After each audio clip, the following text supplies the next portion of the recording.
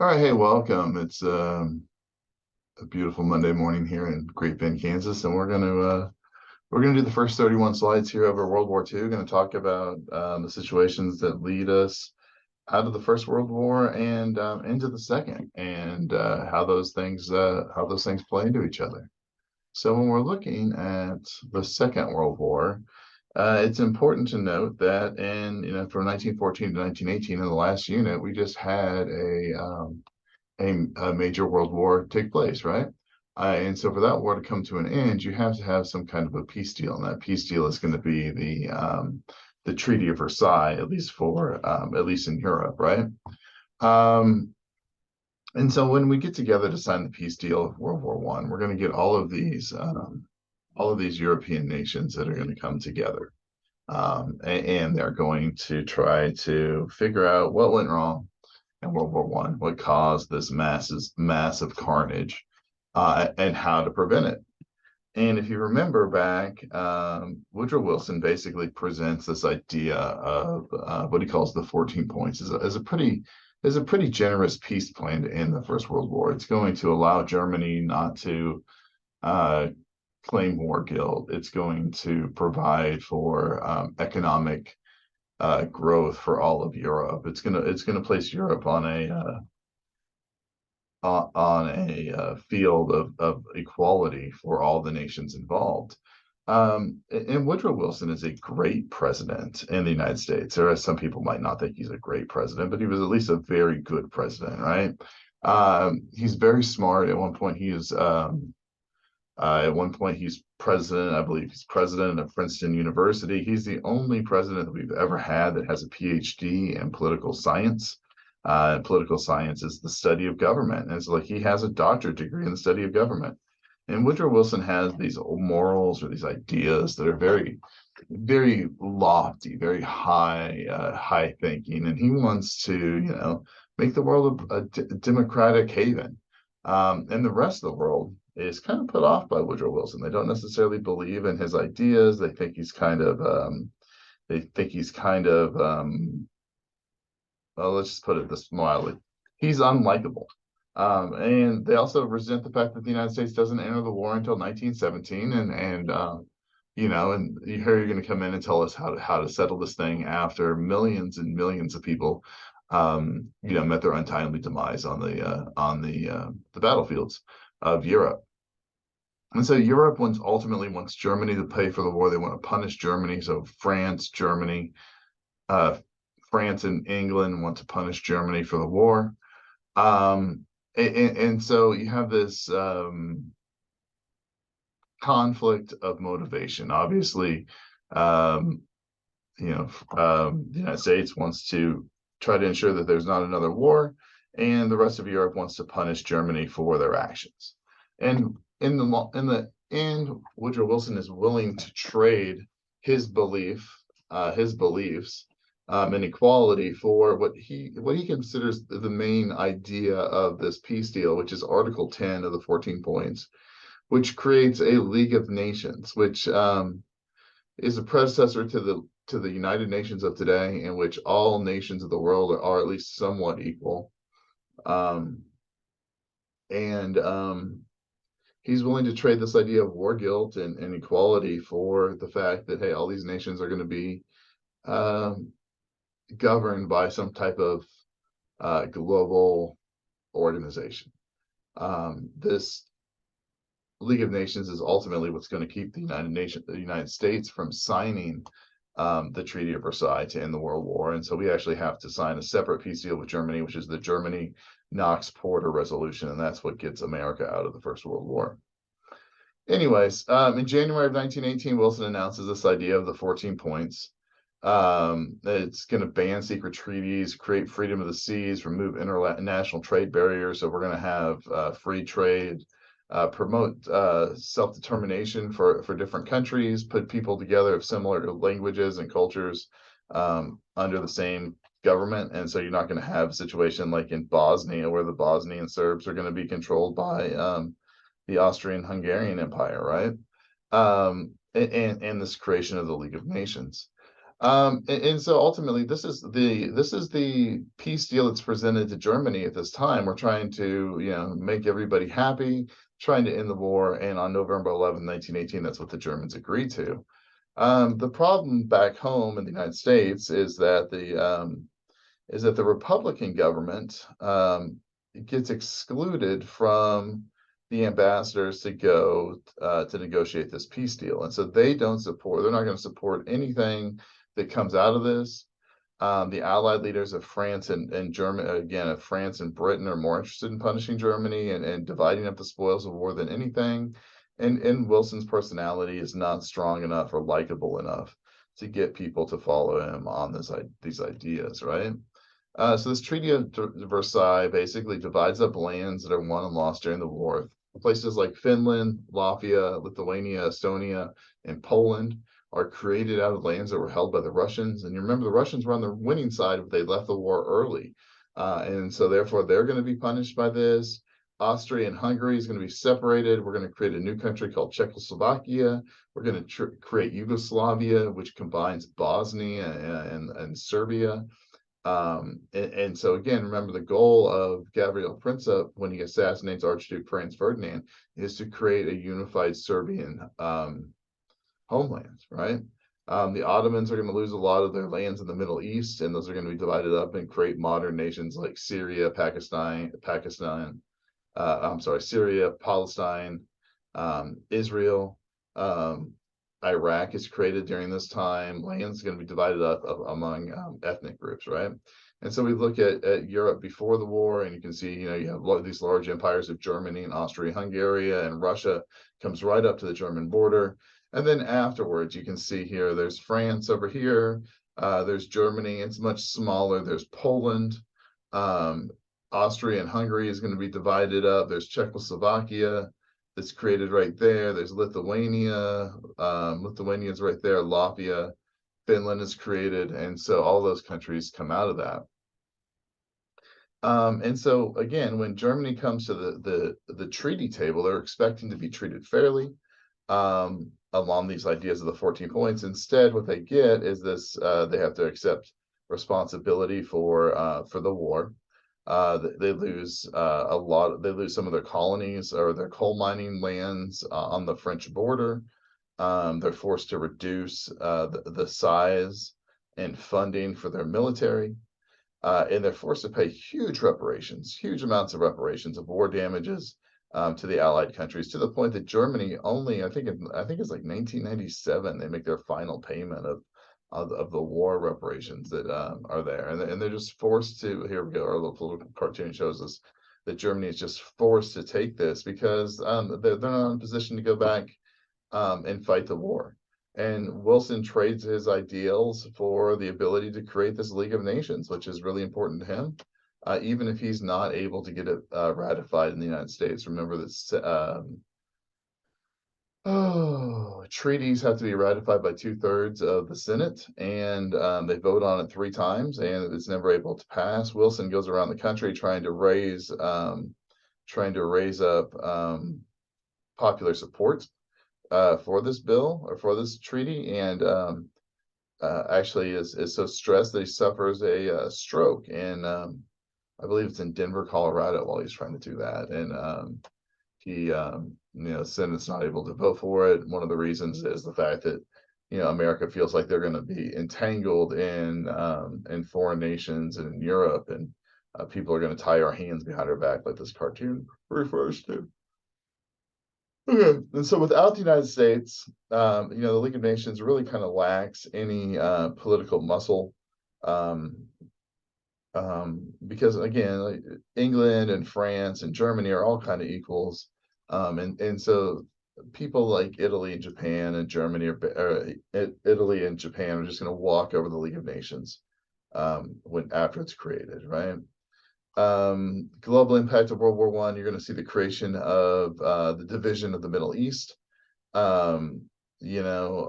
create the creation of an international zone in what's going to become Israel, Palestine.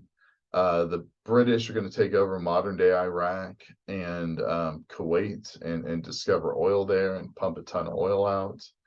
We talked briefly about the Armenian genocide that's going to take place in the Ottoman Empire. Somewhere in the neighborhood of 1.5 Armenian Christians are going to be killed by the Ottomans. Um, and eventually the Turkish and Russian government split up Armenia in 1922 and bringing an end to an end to these hostilities. And we can kind of look there, and there's a little map of massacre sites or mass burials that we find. I think we've done those are heads on stakes from that. The communists are going to take power in World War One in Russia following World War One. There's going to be a prolonged civil war from 1918 to 1920, and then there's going to be a period of global or of famine in Russia where the communists are unable to feed their people. And one of the interesting things is Herbert Hoover, who was in charge of the American rationing during the First World War, is sent over to Russia with a team, and they go over there and they create food distribution networks and help Russia get their feet under them. And so, really, one of the interesting things is the United States creates stability in communist Russia following the First World War, and by 1922, the Soviets are able to create a stable nation. Following World War I, Germany has what's called the Duma Republic. It's a democratically elected government. It's relatively weak. It doesn't necessarily have the support of the people. There's almost no food. There's no fuel. There's little hope. Everybody's kind of upset in Germany that all these people died for what they see as a war that got probably ended too soon, because again, the Allies don't march into Germany during this time frame, and there's not an understanding of defeat.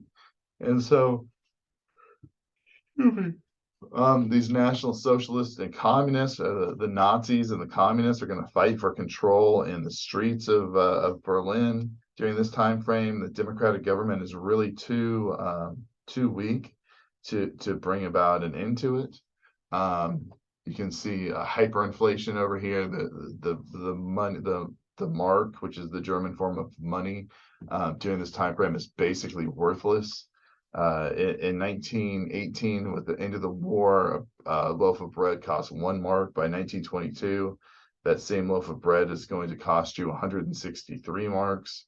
By September of 23, it's going to be 1.5 million marks, and then in November of that same year, that same loaf of bread is going to cost 200 billion marks. And so people's savings are just completely wiped out. There's just there's no stability with this new government. There's no trust in it, and it's going to lead to those splinter groups like the National Socialists, like the Nazi Party. They're going to come about. And you're going to see a rise in communist activity. And so, when we start to look at the rise of Hitler and the rise of the Nazis, well, they're going to be supported by the upper class or the middle class, because the alternative to that is a turn towards communism, in which you're going to redistribute wealth and you're going to take wealth away from people. And so, I mean, times are so bad in Germany during this time frame in the early 1920s. That they're looking for help from basically anyone, and who can provide the best deal for the German people at that point. The end of World War I is really going to create more problems than it's going to solve. There's going to be new creations of countries. These new countries are going to replace old feelings of loyalty towards monarchs. You're going to see new democracies in places like Germany. Creation of Czechoslovakia, for instance. They were at one point were ruled by Germany or by Austria-Hungary, and so they had a sense of loyalty towards the Kaiser or to the Austrian-Hungarian throne, and those are gonna go away, and they're going to be replaced by democratic governments. And in the United States, we always look at democratic governments as like the highest level of government, which is true, but it's also very messy, and it's hard to establish these governments. You even go back and look at like our history. I mean, we have numerous uprisings in which we struggle to figure out how we're going to represent our new government. And you add this idea of communism and redistribution of wealth and hyperinflation to all these, and people are going to be looking for any type of stability or any type of promise of the ways things used to be. And so Mussolini in Italy is going to be Mussolini in Italy is going to be the first of the major dictators that are going to take control in Europe during this time frame.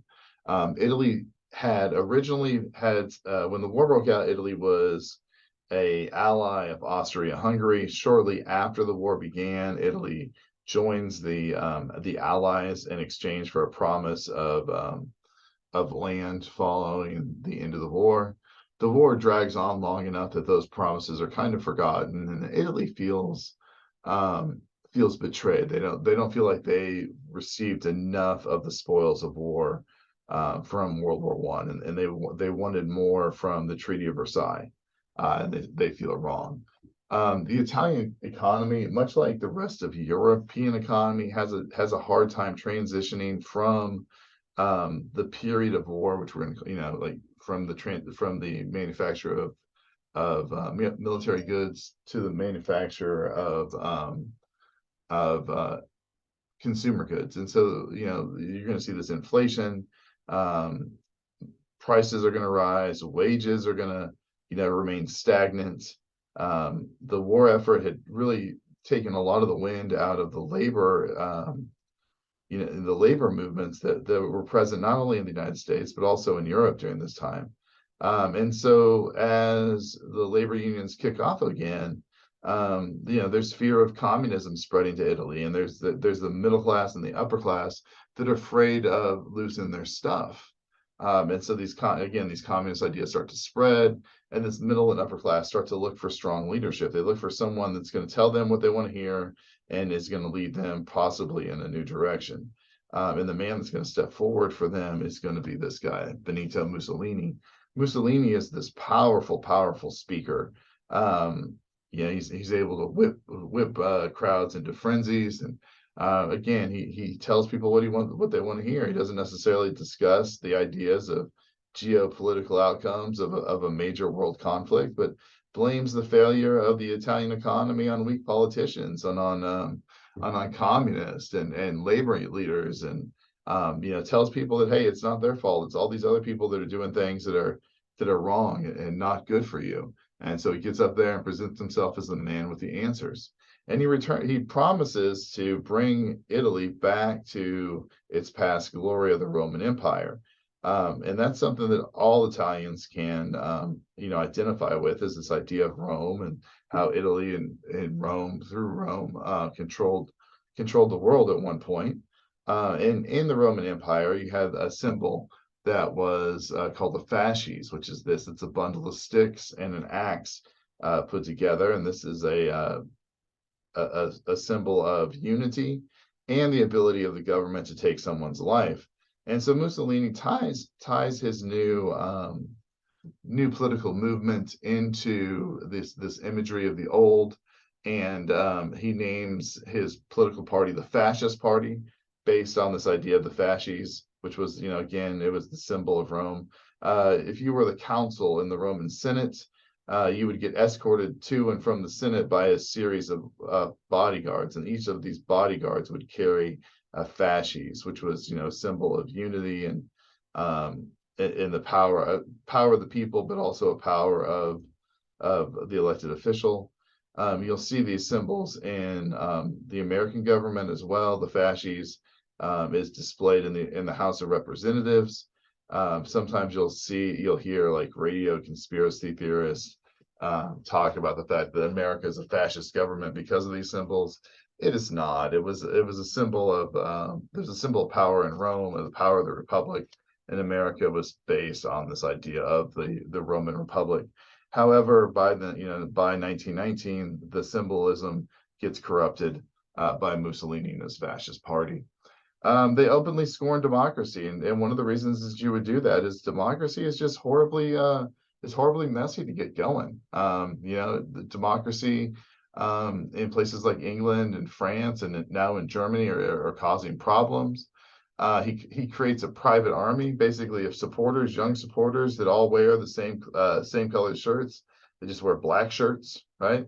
And they go around and they practice political intimidation. They go around, they beat people up, they take you know, they break up leftist rallies, communist rallies. They break up anybody that's not going to support their causes. They use intimidation tactics. They destroy newspapers and those types of things that present ideas that maybe aren't in line with the fascist thinking, right? So in 1922, Mussolini leads a revolt of his black shirts and his fascist party to march on Rome, which was the center of political power in Italy. And the Roman or the Italian king refuses to call out the army to put down this revolt. And so when the black shirts show up in Rome, they seize control from the Italian monarch and they name Mussolini prime minister of Italy. And Mussolini consolidates his power and takes over. And so once in power, Mussolini basically just creates this dictatorship, fascist dictatorship, in which he outlaws every political party except for the fascist party. You know, he floods Italy and even the rest of the world with propaganda showing all the great things about fascism and the promises of restoring Italy to this great glory of the past. He's going to turn out and he's going to try to make Italy great again, right? Going to flood the world with propaganda. You see here, this would be later in the later after the rise of Hitler, but you have the fascist mobile with the Nazi wheels in Italy and Germany driving off and leaving the French and the English in the dust. And so fascism is basically just a way of organizing a society in which a government is ruled by a dictator, one person or a small group of people that controls the lives of the people and all the functions of government. And looks to spread their ideas across their borders, and they're going to do that militarily. And so through the use of the military, they look to expand the economy of their nation. And so Italy's going to do that. Italy's going to look to expand into places like going to look to expand into Albania. They're also going to look to expand into places like Ethiopia. And Mussolini and the Italians are going to build up a military force that's going to look a lot like the German military force, but it's just not going to have the same punch. Mussolini's really interested in show, and so like he'll build airplanes and station them on runways, but he won't necessarily construct engines for those airplanes. So they're just there to show. And so we have some examples of fascist governments during this time, and that's going to be Nazism and the Nazi government in Germany and Italy under Mussolini are going to be the two major fascist states. So when we come back on this next video, we're going to talk about Nazi Germany and the rise of Hitler. And so look forward to that, and we will see you then. Bye-bye.